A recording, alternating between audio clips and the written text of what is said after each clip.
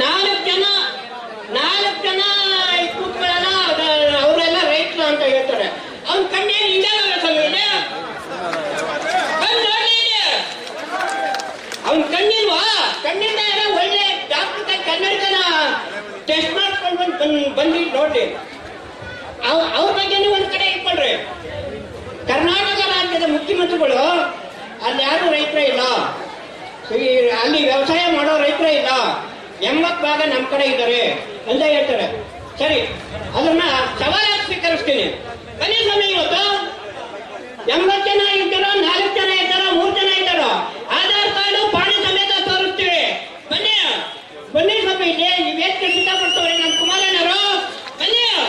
ಬನ್ನಿ ನೋಡ್ರಿ, ಈ ಭಾಗಕ್ಕೆ ಬಂದು ನೋಡ್ರಿ ಸ್ವಾಮಿ.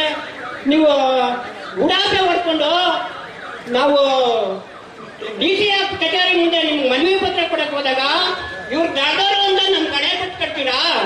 ನೀವು ದಳಕ್ಕೊಬ್ಬ ಮುಖ್ಯಮಂತ್ರಿನ, ಕಾಂಗ್ರೆಸ್ ಒಬ್ಬರ ಮುಖ್ಯಮಂತ್ರಿ ಇದ್ದಾರ, ಕರ್ನಾಟಕಕ್ಕೊಬ್ಬೇ ಮುಖ್ಯಮಂತ್ರಿ. ಸ್ವಾಮಿ, ನಿಮ್ಗೆ ಒಂದು ಮಾತು ಹೇಳಕ್ ಕಳಿಸ್ತೀನಿ. ಇಲ್ಲಿ ಬಂಜರು ಭೂಮಿ ಅಂತೀರಾ, ಇದು ಪರಿಸರ ಇಲ್ಲ ಅಂತೀರಾ, ಇದು ಇಂಥ ಉನ್ನತ ಸ್ಥಾನದಲ್ಲಿದ್ದಾರೋ ಈ ಮಾತುಗಳೆಲ್ಲ ಆಡಬಾರ್ದು. ಇವಾಗ ಈ ಭಾಗದ ಡೈರೆಕ್ಟರ್ಗಳು ಇಲ್ಲ ಕಮಿಷನ್ ತಂದೆಯವರು ಹೇಳ್ತಾರೆ, ಈ ಭಾಗದ ಬೈರಮಂಗಲಕ್ಕೆ ಕುಲಪಿತ ನೀರು, ಇಲ್ಲಿ ಕ್ಯಾನ್ಸರ್ ಬರ್ತದೆ, ಹಸುಗಳ ಹಾಲು ಕುಡಿದ್ರೆ ಕಾಯಿಲೆ ಬರ್ತದೆ, ತರಕಾರಿ ಕೊಳಕೆ ತರಕಾರಿ ತಂದ್ರೆ ಕ್ಯಾನ್ಸರ್ ಬರ್ತದೆ ಅಂತ ಹೇಳ್ತಾ ಇದ್ದಾರಲ್ಲ. ಈ ಬೈರಮಂಗಲ ಜಲಾಶಯದಿಂದ ಮೊಟ್ಟ ಮೊದಲು ಹಸುರಿಗೆ ನೀರು ತಗೊಂಡು ಯಾಕೆ ಸ್ವಾಮಿ? ಅದನ್ನ ಹೇಳ್ತೀರಾ? ಅವ್ರು ತೋಟಕ್ಕೆ ಯಾಕೆ ನೀರು ತಗೊಂಡು ಫಸ್ಟ್ ಈ ಕೊಳಪೆ ನೀರ ಯಾಕೆ ತಗೊಂಡು ಸ್ವಾಮಿ? ಅವಾಗಿಂದ ಇವ್ರಿಗೆ ಏನು ರೋಗ ಬರ್ಲಿಲ್ಲ, ಏನು ರೋಗ ಬರ್ಲಿಲ್ಲ ಸ್ವಾಮಿ ಇವ್ರಿಗೆ.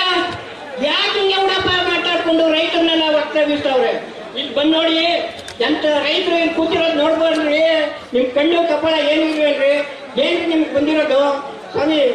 ಇವಾಗ DK ಶಿವಕುಮಾರ್ ಅವ್ರು ಹೇಳ್ತಾರೆ, ಈ ಮುಖ್ಯಮಂತ್ರಿ ಆದಾಗ ಅವರ ಸೊಸೈಟಿ ರೋಡ್ ಶೋ ಮಾಡ್ತಾ ಹೇಳ್ತಾರೆ, ಯಾರ ಬಳಿಲಿ ನೀವು ಯಾರು ರೈತರು ಭೂಮಿ ಕಳ್ಕೋಬೇಡಿ, ನಾನು ಕೆರೆ ತುಂಬಿಸ್ಕೊಡ್ತೀನಿ, ಸ್ವಾವಲಂಬಿಯಾಗಿ ಬಾಳಿ, ನೀವು ಜಮೀನು ಕೊಟ್ಬಿಟ್ಟು ಬೆಂಗಳೂರಿಗೆ ಹೋಗಿ ಫುಟ್ಪಾತ್ನಲ್ಲಿ ನೀವು ವ್ಯಾಪಾರ ಮಾಡಬೇಡಿ ಅಂತ ಹೇಳ್ತಾರೆ.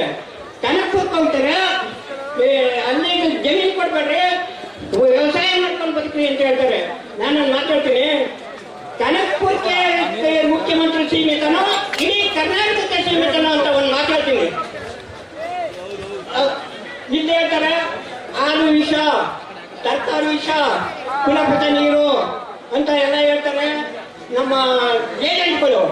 ಅವ್ರಿಗೊಂದು ಮಾತಾಡ್ತೀನಿ, ನಿಮ್ದೇ ಮುಖ್ಯಮಂತ್ರಿ ತಮ್ಮನೇ ಮುಂಬೈ ಅಧ್ಯಕ್ಷರು. ಇವಾಗ ಒಂದು ಕೆಲಸ ಮಾಡಿ ಸ್ವಾಮಿ, ನೀವೇ ಈ ಭಾಗದ ಹಾಲ ಅವ್ರ ಕೈಗೆ ಡಾಕ್ಟರ್ಗಳಿಂದ ಚೆಕ್ ಮಾಡಿಸ್ಬಿಡ್ರಿ.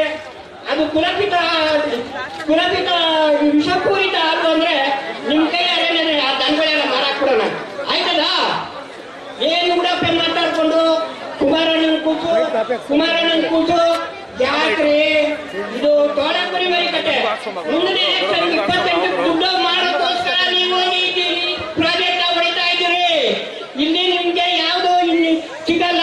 ಈ ಪ್ರಾಜೆಕ್ಟ್ ಹೊಡೆದ್ರೆ ಒಂದು ಮುಂದಿನ 28 ವರ್ಷದ ಎಲೆಕ್ಷನ್ ಪ್ರಾಜೆಕ್ಟ್ಗೆ ದುಡ್ಡು ಮಾಡ್ಬೋದು ಅಂತ ಇದಾಕೊಂಡಿದ್ದೀರಾ ನೀವು.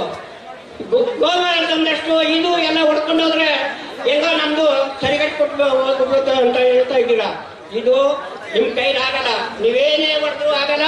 ಇನ್ನು 2 ವರ್ಷ ಇದೆ, ಇನ್ನು 2 ವರ್ಷದಲ್ಲಿ ನೀವು ನಿರ್ನಾಮ ಆಯ್ತದೆ, ನಿಮ್ ಋಣ ತುಂಬಿ ತಣ್ಣದಾಯ್ತದೆ, ರಾಮರಾಜ್ಯ ಬಂದೇ